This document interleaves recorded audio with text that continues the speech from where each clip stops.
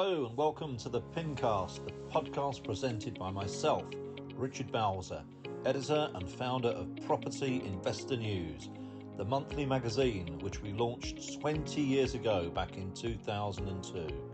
If you want to listen to factual, no-nonsense interviews, insight and opinion from some highly experienced and respected property professionals, then this is the podcast that you really need to tune into on a regular basis.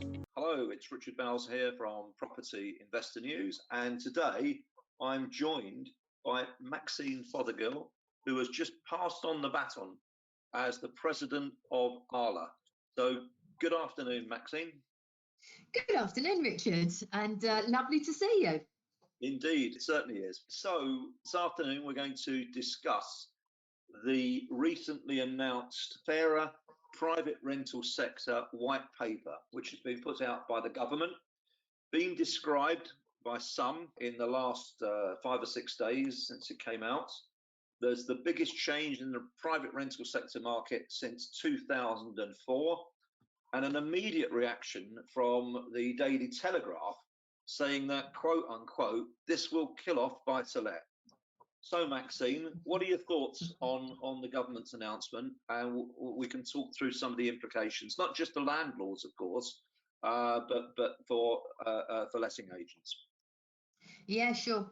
Well, interestingly, you're saying 2004, but in the white paper it says that it's the biggest change that's actually ever been into the private rented sector in 30 years.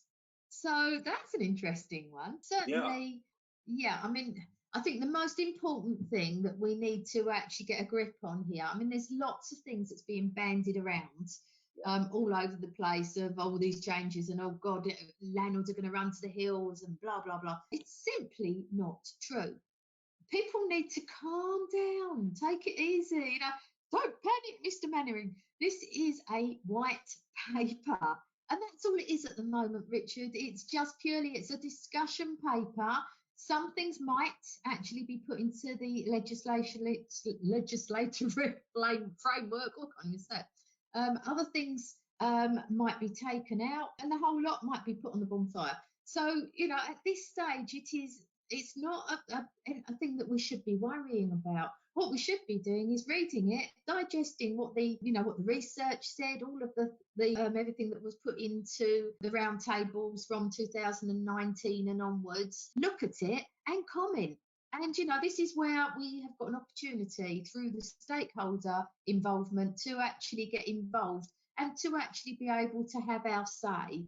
So I think that that's the important thing for your landlords out there and for investors.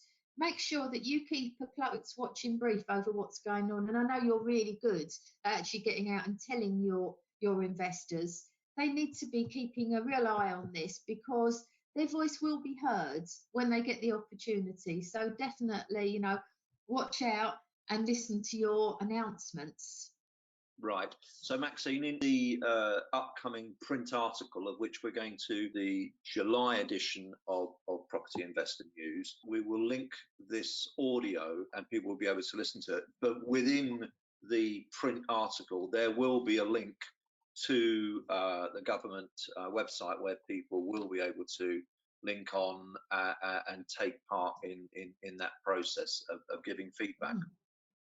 Yeah. Great. So, I mean, obviously, various, as we were talking before we started this recorded interview, we were talking about what you just said about that this is a white paper. It is not yet law. It's not cast in stone. And there are a number of things that may or may not come to pass over the upcoming weeks and months. But clearly, it's been welcomed, understandably, by some of the groups who represent tenants' interests, in particular, the likes of Shelter, Generation Rent. And of course, there's been probably the biggest one, of course, has been long brewing, and that's the proposed abolition of Section 21 and the end of fixed term tenancies. Yeah. From what I've read of this, the implications are that the periodic approach will start and then there isn't a fixed term and tenants will be able to give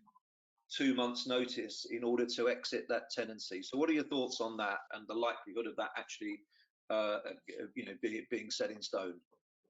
Well, we've known since the Queen's speech in 2019 that this is highly likely to happen. So I don't think that it's a surprise for any of us to No. actually know that Section 21 is a Conservative manifesto, and it's something which, as you say, it's been supported by the shelter, by Generation Rent. And we've known for a long time that there's been so many moves to actually abolish Section 21. So I do believe that that will happen. But is really it going to be such a big deal? I don't really believe that it actually is, to be totally honest with you.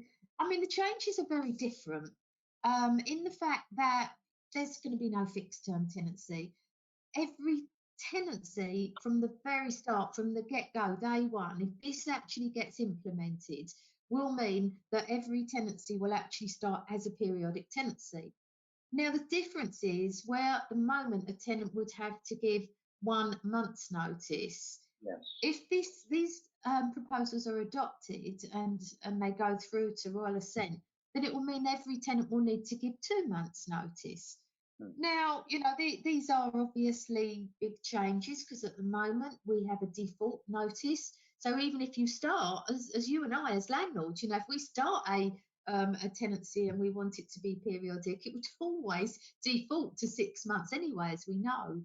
Yes. But it will be very different. So every tenancy would actually start with a tenant basically having a 2-month notice period rather than a 6-month. But is that really going to be a problem? I mean, when you look at the average rent, and this is according to the English housing survey, the average tenancy being a 4.3-year period.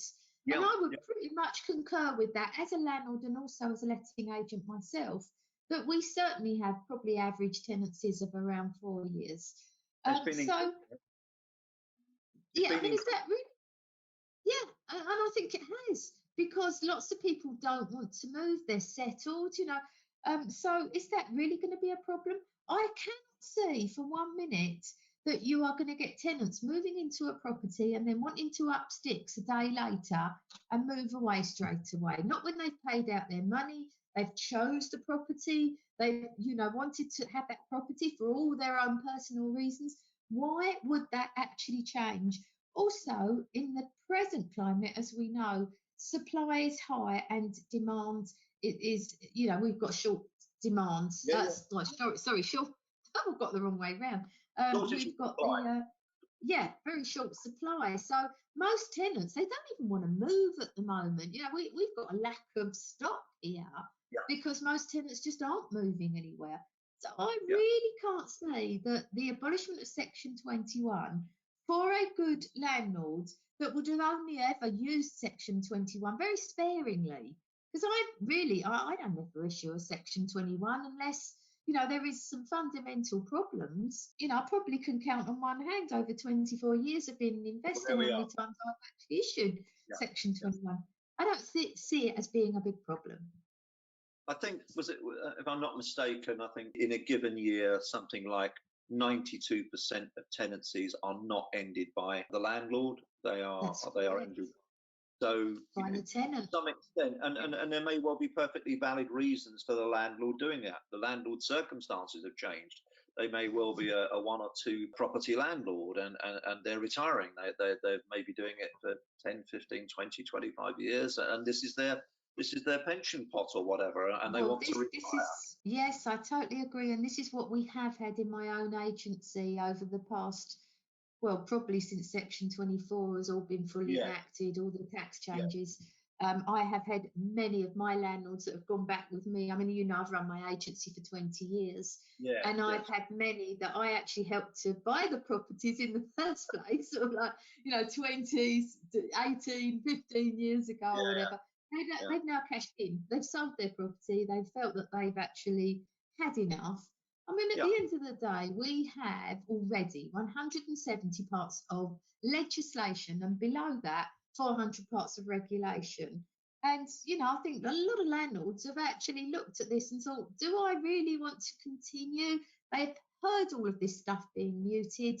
They've seen the prices go up, and they've decided that and they're getting older as well.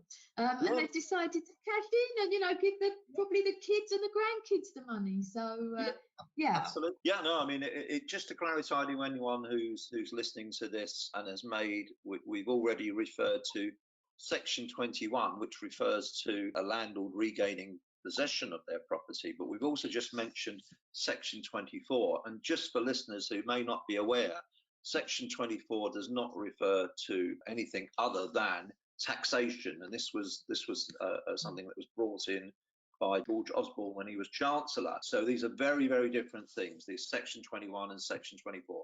Section 24 refers to a taxation of private landlords. Section 21 and Section 8 are means by which private landlords can gain possession of their property. Do you concur with that, Maxine?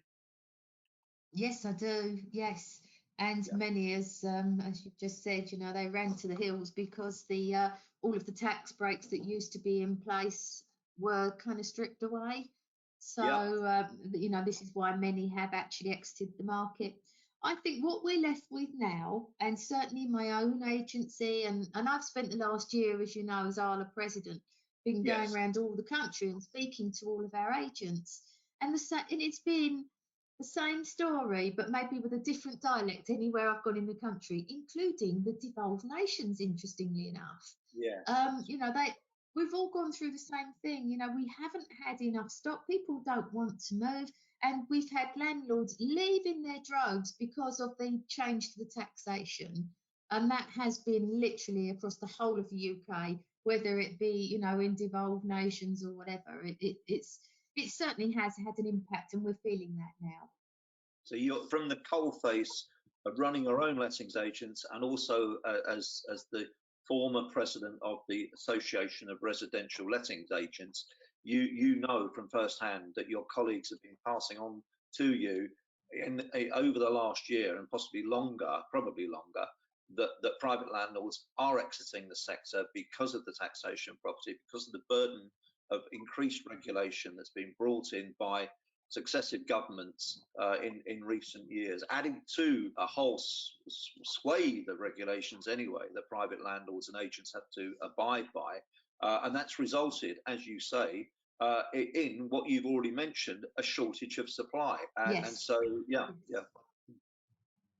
definitely. So if you just explain to people listening to this what that is, and about the potential amendment or reclassification of that as and when this white paper becomes enshrined in law. Well, at the moment we know Section 8 as being the grounds for possession, but I think that we will lose all the names that we kind of know and understand at the moment if this white paper is actually adopted, and we will have reformed grounds for possession.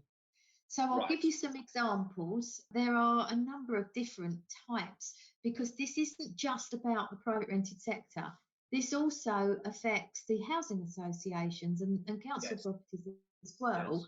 And it affects the whole raft of them. So, there's things in there like agricultural. So without boring you too much, I think what I'll do is I'll just go through the kind of headline ones that will really affect us in the private rented sector. So the intention is that the government want to reform the grounds of possession so that there's a comprehensive, fair and efficient. So that they want it to strike a balance between tenants and landlords, and to give tenants a bit of security. And to make sure really that landlords are managing their properties properly. So what they will do, they are going to be introducing some new grounds. So first new ground is if a landlord wishes to sell their property. Now, it's a ground we don't have at the moment, so this is interesting. And so this is where some of these proposals in this white paper, I think, will go down well with our landlords and our investors. So on this particular one, this will allow landlords and their close family members to move into a rental property, but they will not allow the grounds to be used for the first 6 months of a tenancy. So basically, this is going to replicate the existing restrictions when using a Section 21. So you can't actually repeal. We haven't got the 2 months. It will only be the tenants that give the 2 months notice. But if a landlord's circumstances change, basically what that means is that you will have to wait 6 months. You'd probably be able to serve your notice, and I should imagine that they would probably encourage us to serve the notice early, but you won't be able to actually regain possession of your property, and with these valid grounds. So you won't be able to just say, well, I'm going to sell because you just, feel like saying it. You're going to have to prove that you need to sell it, or you're going to need to prove that you need that property back for your close family or your relatives or yourself to be able to need to get back in that property.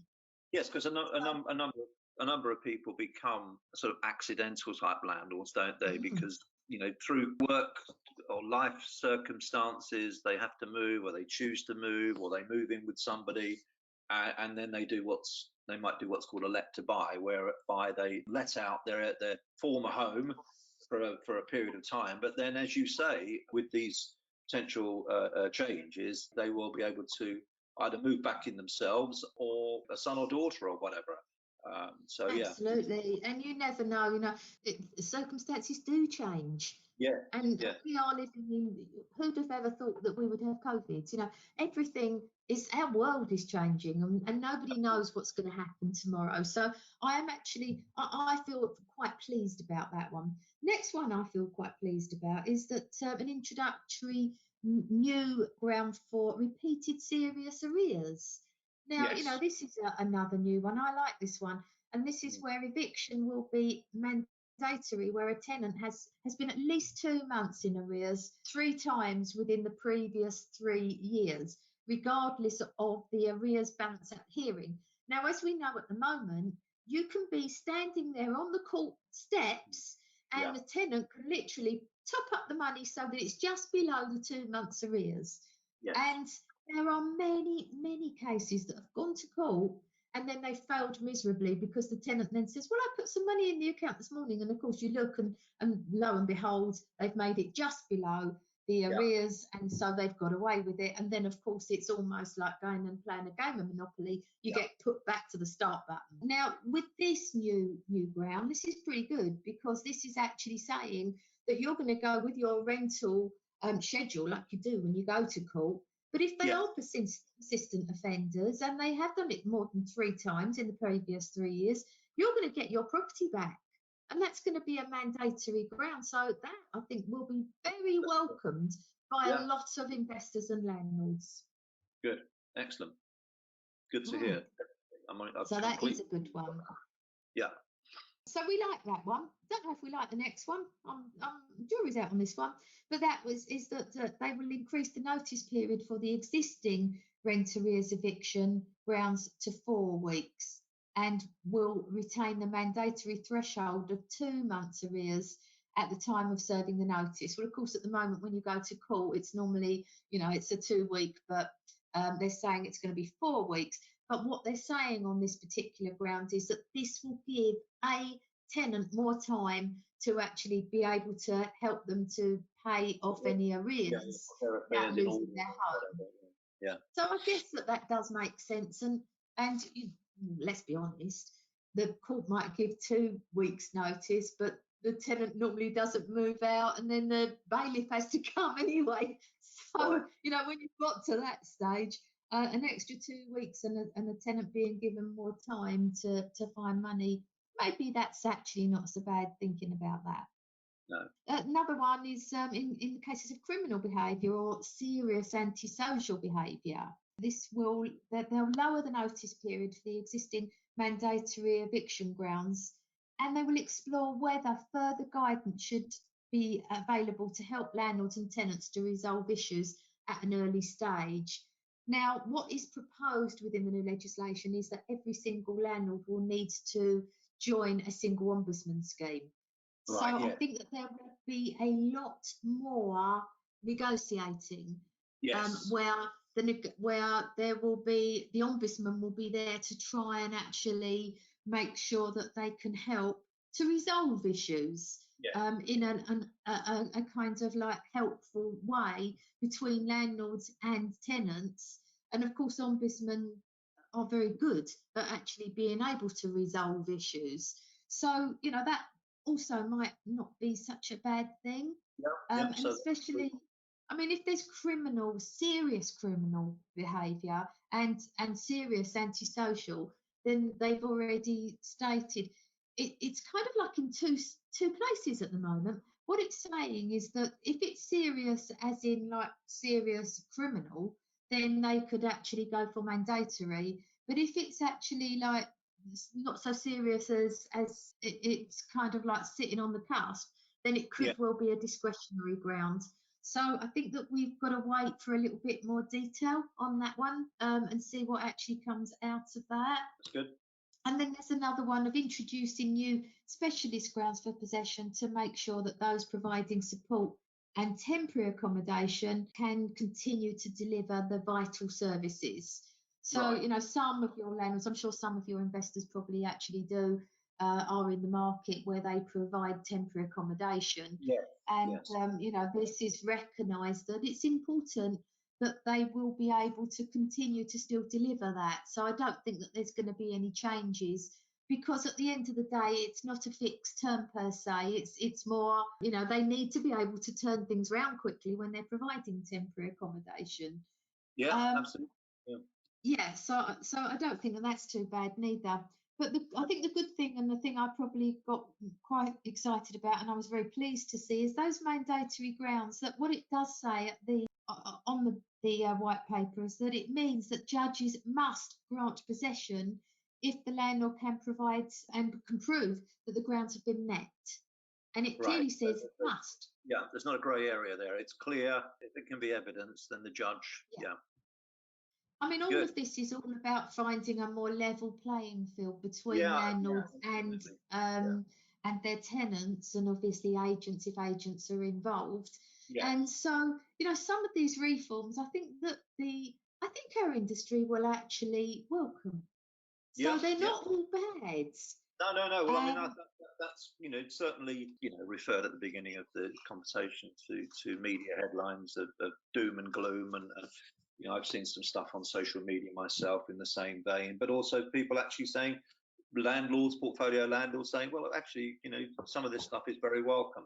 Can I just turn to a few other points that we sort of so one of the other points is been this contentious issue of agents and landlords discriminating against housing benefit, local housing allowance tenants. And so the question is, will the vetting of potential tenants therefore become much more stringent, and will, in terms of that process, will what you might refer to as social housing type tenants, will they be excluded as they are deemed unable to afford the tenancy?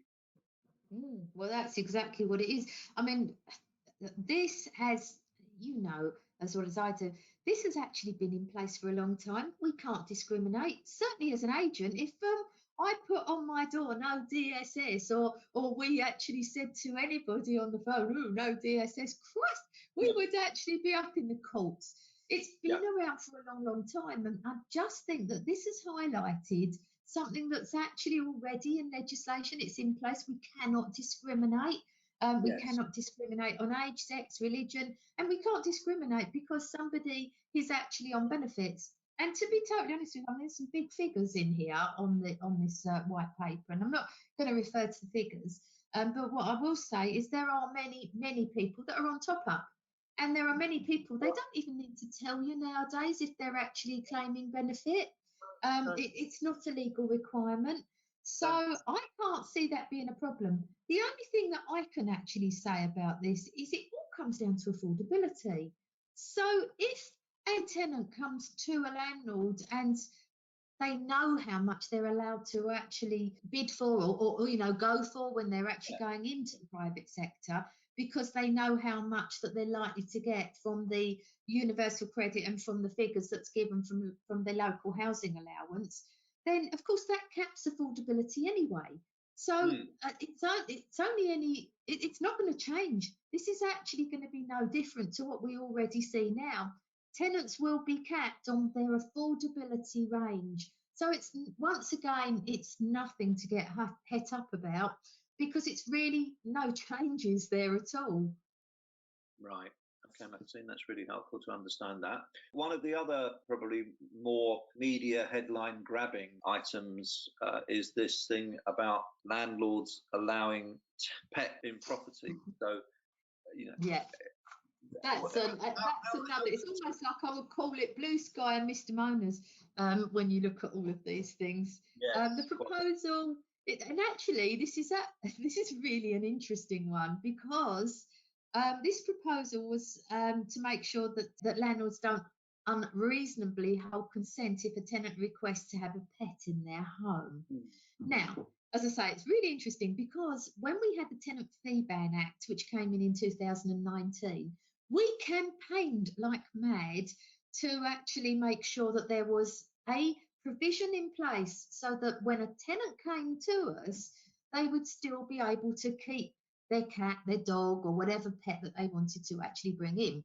yeah. But unfortunately, we actually lost that battle.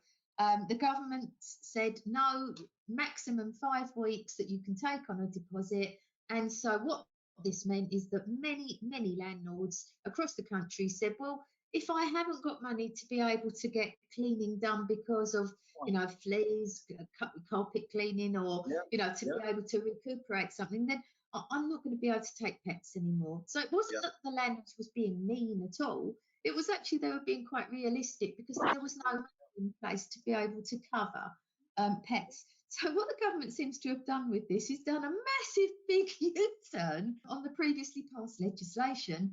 And now they are stating alongside this that they will make it easier for landlords to accept pets by amending the Tenant Fee Act of 2019, interestingly, to include pet insurance as a permitted payment. Now, as an owner of 2 dogs myself, I am aware that my pet insurance covers me for when I go to the vet if the dog is ill, or the dogs are ill, or if they need any kind of like medication. But what it doesn't cover is for cleaning and flea infestation or anything else. So I think that I think that we need to actually see a lot more meat on the bones on that proposal. Yeah, exactly. But I do see that there is a bit of a U-turn, and that actually is probably very welcome for most landlords. Well, I'm sure, a little bit like banks, that insurance companies will be only too happy to provide a policy which allows for what you've just discussed, and of course they'll charge a price for it, and of course that price effectively will be passed on to the tenant indirectly through the landlord needing to ensure that their margins of profit are best achieved. Yeah. Well, I've got to say, I think that this is a really welcome thing for most tenants as well. My PA rents locally, and she's just got a cat, and she actually said to me earlier when we were discussing this, she said, I'd pay a fee, I'd pay an insurance, top up. She said, because she's only just got this kitten, and lots of people, it's a known fact that pets are actually very good for mental health and everything as well. So I think that this is going to probably be welcomed by both sides.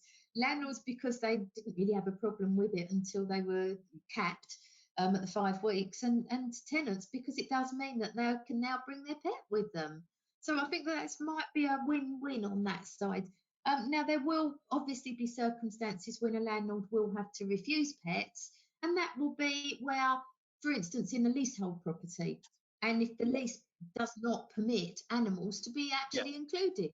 So this is always going to be really down to what does the lease say, if it's a lease, or what is allowed, what is permitted. So it doesn't mean that landlords will automatically have to say that the dog or the cat can come along. They will be able to refuse, but under reasonable circumstances. So it's So no, a tenant won't be able to keep a flock of geese on the 12th floor or flat on a tower block. No, exactly. I think it's I think you've got to be sensible, but it's definitely going to be up for negotiation a lot more, as it used to be, I believe now.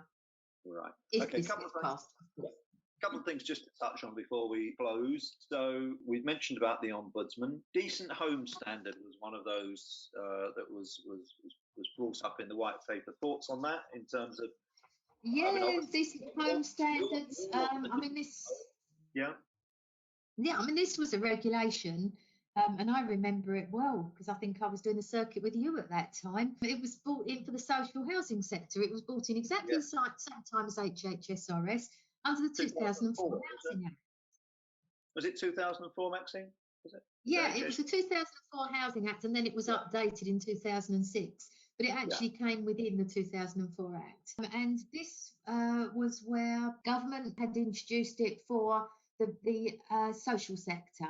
Now, for the first time, they're actually looking at introducing this as legally binding decent home standard within the PRS. So this is the first time that we've actually seen this. And according to the white paper, the government's intentions is to consult shortly on the introductions to deliver parity between the different rented sectors. So it's not just going to be for us, it's also going to be in the social sector as well. So it will be like a broad brush across the whole of all rental tenures. Is that a bad thing? No, I think actually it's quite a good thing, because people should, when they're paying a lot of money, and they say that it's at least 30% in most cases of people's income, and sometimes much higher. Tenants wants to know that they're actually living in decent accommodation, and so what is wrong with having it as a standard across the board where you do have decent homes, where you have got a good home with heating, adequate heating, central heating, good kitchen, bathroom, everything in place, and no damp and no mold growth. So I can't see a problem too much with that neither, and I think that that's probably a welcome thing for any good landlord or agent that's actually letting out in the PRS. Okay, and there are other aspects to the white paper which unfortunately we're not going to have time to talk through. Is one or two that you might just want to sort of highlight before we? Yeah, there is actually. I mean, the one thing that they're going to make compulsory, according to the white paper, and I'm certainly be interested to see how the roundtable events go, is that we talked about the ombudsman, so they will all have to join a single ombudsman, and every single landlord will have to register every single property. So that is going to be interesting, because even if they use an agent, they will still actually be mandated to actually register every property that they own. Now, for me, I think that this isn't a bad thing, to be totally honest with you, because landlords have always been and still are 100% responsible for their property, whether they use an agent or not. That's in law, that landlords are 100% responsible for their properties that they actually let. I think it gives a bit of an opportunity when I think about, what does this mean to us, and what difference can this make? And so for me, I've put a few things that I think that they've missed a trick on certain things. I think that the regulation of letting agents, ROPA, as we've known it, after the full stakeholder and engagement and everything that went on prior to COVID, which was done by Lord Best, it is a great shame that a huge opportunity was missed, where the white paper could have easily included ROPA within the proposals. And of course, within this, it was an aim of making landlords become far more accountable, and also in turn, not landlords, agents, far more accountable. And in turn, professionalise our agent, our industry. And this could have worked hand in glove to make sure that landlords could actually see what agents are doing, and agents could then also make sure that they are actually accountable as well in legislation. So I would like to see that introduced, and I do hope that that might be able to sort of sneak its head in somewhere along the way. At present, anyone can set up an agency, and there are very little hoops to jump through. Making mandatory regulation for agents would surely benefit all landlords who don't wish to be involved with the day-to-day activity. And they could purely then audit their agents to ensure that the agents are doing a really good job. The other thing that is, as I've just mentioned to you before, landlords have always been 100% responsible for their properties, regardless of whether they use an agent or not. And because of the amount of legislation and more legislation that's going to be actually poured on top of it all, this surely having a mandatory scheme, as there is in Wales, where every landlord should actually go to a training via online training or, however it should be done. But surely an accreditation for landlords would be a really good thing to have. And this has been mandated. This has been part of the Welsh government, and they've been doing this for a long time. And you can't actually be a landlord unless you've actually done accreditation. So I think that would be good to actually put in place. In London, we've got the London Landlords accreditation. We have, yes. Yeah. And I'm a trainer of it. So that's probably why I advocate it a lot. It works. But yes, it does work because, and for me, when I've trained the landlords over the years, I have been quite shocked. Many of them have been landlords 30 odd years and they haven't actually known many things, and they've gone away and they've actually felt quite relieved that they are up to date with legislation. And many don't manage it themselves. They actually do use agents, but it helps them to make sure that they actually understand what the agent should be doing on their behalf. And it also makes them realise that they are actually 100% responsible for their property. So it's really important that they do act as an auditor for the agents that they employ. So I think that there's a few tricks missed. I think that this could be something that could certainly be brought into the roundtable discussions. And, if you're going to regulate landlords, then for goodness sake, regulate agents at the same time. Let's move this whole thing up a huge, great big notch. Let's get rid of all these awful rogue landlords that actually bring our whole sector down so that we can be in an industry that we feel proud to be part of. Because at the moment, I don't know if you've seen the statistics that come from, the most trusted people, and I think it's from Trading Standards. But I think that for letting agents, we're about fourth from the bottom. How bad is that? So, I'd like to see us moving from that up to the top. And I'd love to see... You're probably above journalists and that, so... It's a poor show, Richard, and it's a terrible worry.